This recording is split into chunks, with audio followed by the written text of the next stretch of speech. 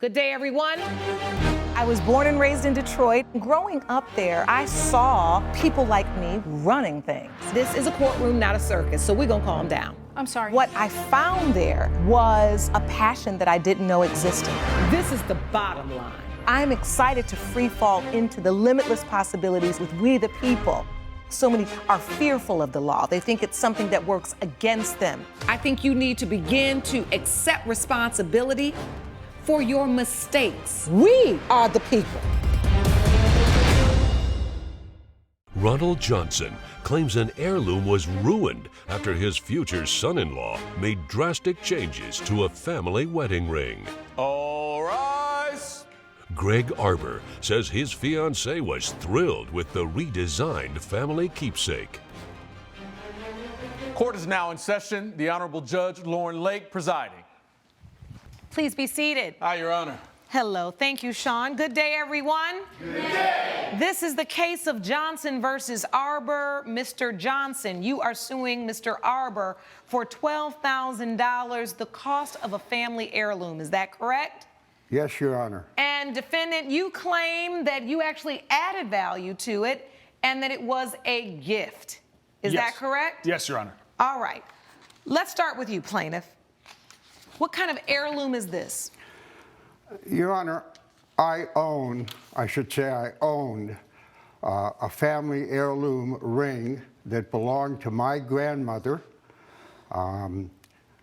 It had antique value, and my daughter let me know that she was going to be married, and though my grandmother wanted me to use it, she was still alive when I proposed to my wife, so we used a different ring.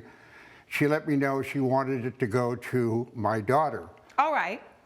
She's always known that this was an important family tradition to pass this ring on. So, Mr. Johnson, what happened to the heirloom? I met Mr. Arbor, this gentleman, and I use that term sparingly, a few years back when my daughter brought him home, and I could tell that he had designs on my daughter, and it was more than a, flirtation. It was more than that. Okay, you say designs.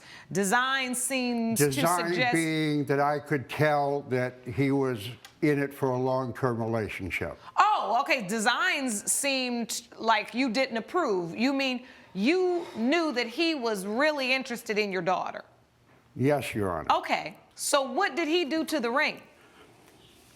And how did he even get control of it? My daughter knew she was getting this ring.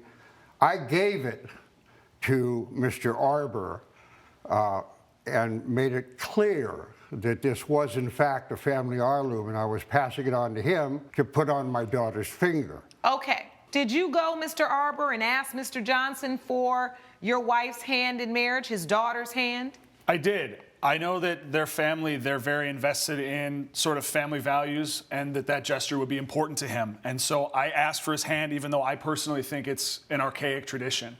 I asked him, and I knew about the ring as well, and so he gave me the ring willingly for me to use. And you accepted that? I accepted it, yes. And you were going to present that to his daughter?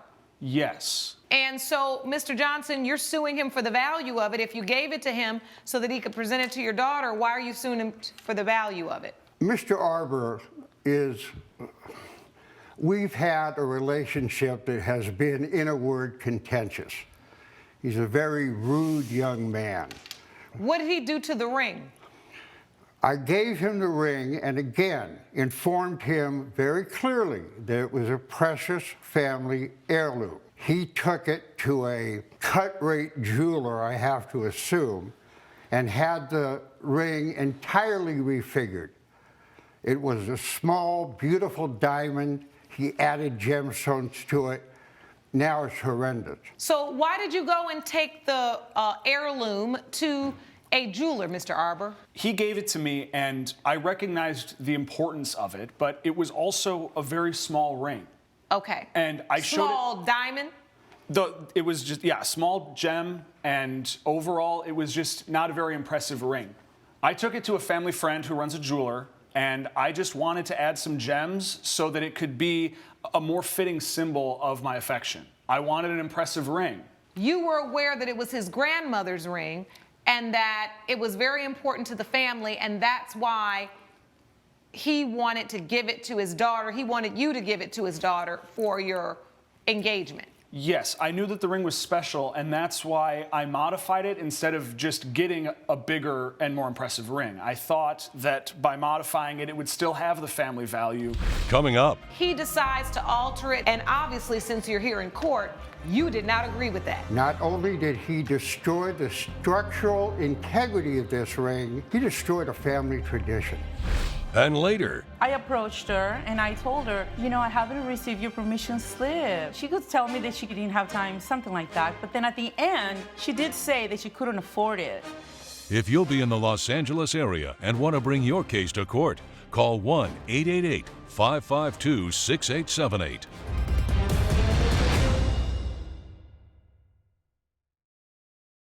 You're watching We the People with Judge Luren Lake.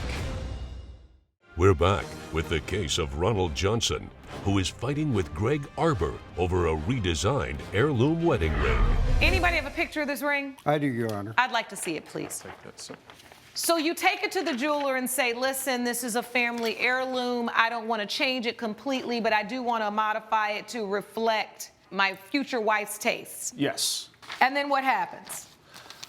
So I think that it looked great. Lily thought it looks great. She really loves how it looks now. This is the original ring? That is the original ring before modifications. And then let me see the ring with modification. Who brought a picture of that? I'm not sure if we have a picture, but she's wearing it. Oh, please stand, ma'am. State your name for the court. I'm Lily Johnson. All right, Miss Johnson, you are Mr. Johnson's daughter. Yes, ma'am. Right? You're wearing the ring right now. All right. Please approach the bench and let me see this ring. And turn your hand a little bit. So you added a larger diamond. I have a receipt of what I added. Please pass that up. Thank you. Okay. Very beautiful. So the main stone in the middle is the same, but I added a halo around it and diamond encrusted band. So you give Mr. Arbor the heirloom, Mr. Johnson, and obviously, since you're here in court, you did not agree with that. I thought, once again, I had made it crystal clear the importance of this ring being my grandmother's ring, You didn't say I couldn't change it my or do daughter's anything to it. great-grandmother's ring. He says he made the ring better. Not only did he destroy the structural integrity of this ring, he destroyed a family tradition. All right. And so you were disappointed and you let Mr. Arbor know this. Disappointed would be an understatement, Your Honor. Understood. I'd like to hear from your daughter. Ma'am, Ms. Johnson, so when Mr. Arbor asked you to marry him and he presented this ring, how did you feel when you got the ring? I was overjoyed because it's still the tradition, it's still my grand stone, and it's something that reflects us too. All right, so you were okay with the ring. Yes, ma'am. You were excited about a beautiful ring. All right. Mr. Johnson, you're suing for $12,000. How is it that that ring was valued at $12,000? Where did you get that number from? And do you have any receipts that shows Your that? Honor, if you look at the other page of the paperwork I gave you, you'll see that I had that ring professionally evaluated in 2017. This is a gemologist, certified, and she said on open market, that ring, if sold, would be worth $12,000. So this is the issue. That ring was supposed to be given to your daughter, right? Correct, Your Honor. Your grandmother had it. Your grandmother kept it, and upon her passing, gave it to you with the understanding that when my granddaughter Lily gets married, I want her to have that ring. Absolutely. And so it was your intention, by giving it to Mr. Arbor, that he was going to give it to your daughter. He was middling the deal. So the question this court has to decide is, was this gift given? Was it delivered, right? Upon the moment that you gave it to Mr. Arbor, was that gift given? If it was delivered, then once you gave it to him, then he could change it any way he wanted, even though it was insulting to you, But if that gift was completed and received and delivered and he accepted, then it's his to do with what he wants. But what the court's opinion is that the intent was to give the gift to your daughter. And until she received and accepted that ring was merely being cared for by Mr. Arbor, or even given as a gift with a condition that it goes to your daughter. Mr. Arbor, if you wanted to change that ring or alter it in any way, this court believes you should have consulted Mr. Johnson at the very least, right, before you made those alterations. That was not a ring that you had purchased. That was not a ring that was in your family. And your wife-to-be had never even seen the ring, worn the ring, and you did not decide together to alter the ring. Your better path was to give her the ring exactly the way it was, and if on the first anniversary you all decide to alter it, I'm sure Mr. Johnson would have still been offended, but at that time the gift would have been complete and it would have been hers to do whatever she wanted with it. For that reason, it is the opinion of this court that Mr. Johnson is entitled to the $12,000, which is the value of the heirloom he entrusted you with. Judgment for the plaintiff. Court is adjourned. All rise. Judge Lake has ruled in favor of the plaintiff. The defendant owes $12,000. Look at the bright side, Arbor. I have $12,000 more to spend on your wedding. All right. Looking forward to being a part of the family. Coming up, If your child doesn't go on the field trip, Correct. you do have to get alternative Correct. care. And that's your responsibility. Correct. And you signed and accepted that. I did, and that's why I told her that I was not going to have my child go on to this field trip. I couldn't afford it.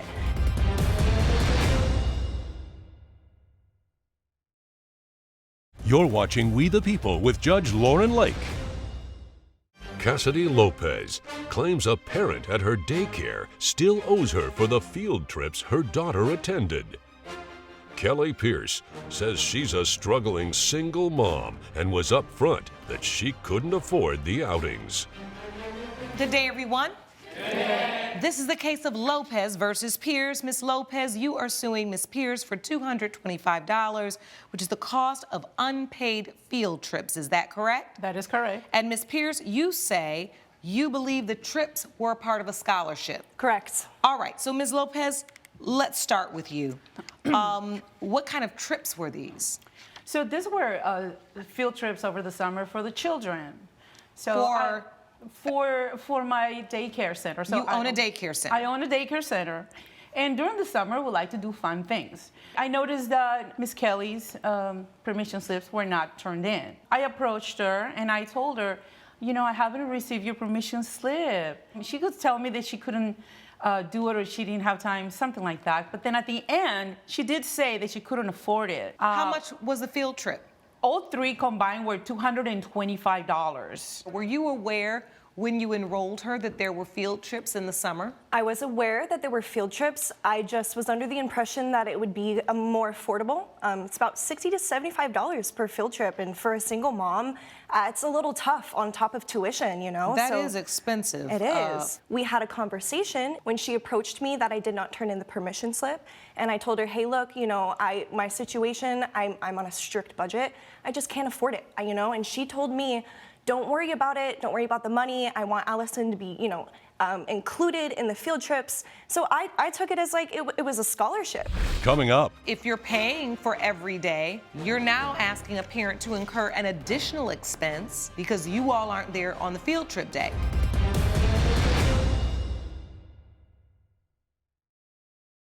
you're watching We the People with Judge Luren Lake.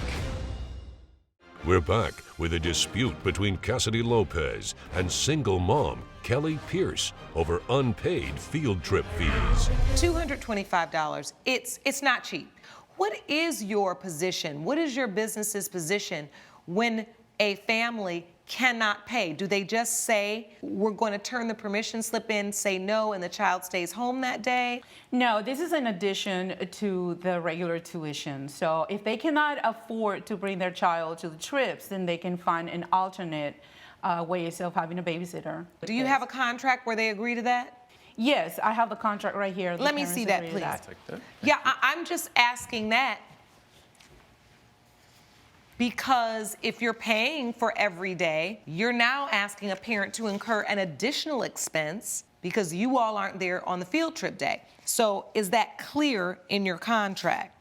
I know that it's clear in the contract that if I decline for my child to join the field trip, that I also have to find different childcare for that day, and that's what I offered for her. I offered, you know, I'm not going to put my child on the field trip. I'm going to find additional daycare. You are admitting that in the contract, you did see where if your child doesn't go on the field trip, Correct. you do have to get alternative Correct. care. And that's your responsibility. Correct. And you signed and accepted that. I did, and that's why I told her that I was not going to have my child go on to this field trip. I couldn't afford it. Okay, so let me get to the issue at hand, which is the miscommunication between you saying, don't worry about it, we'll worry about it later, you understanding, all right, we don't have to worry about it at all because they're just basically going to maybe give tuition assistance. Judge Lake's verdict when We the People returns.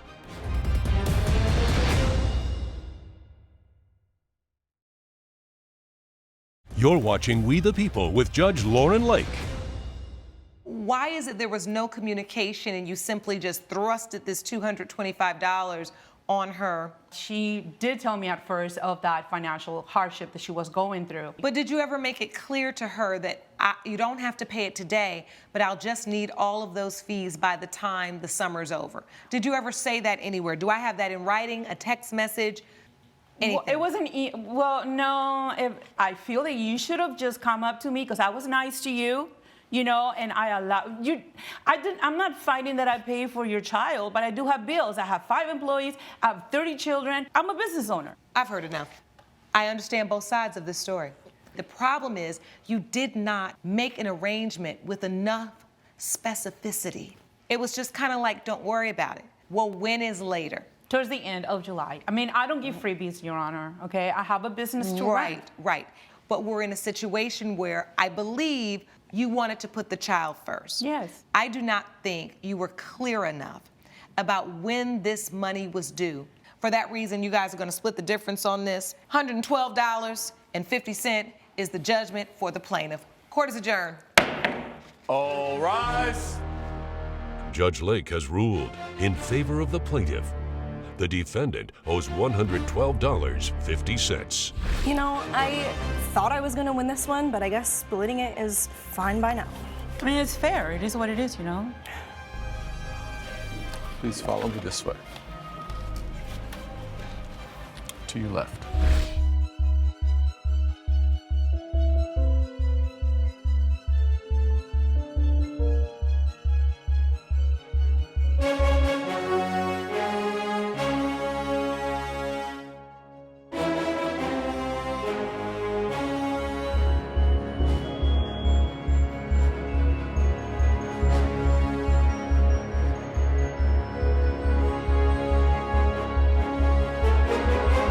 This has been a production of Allen Media Group.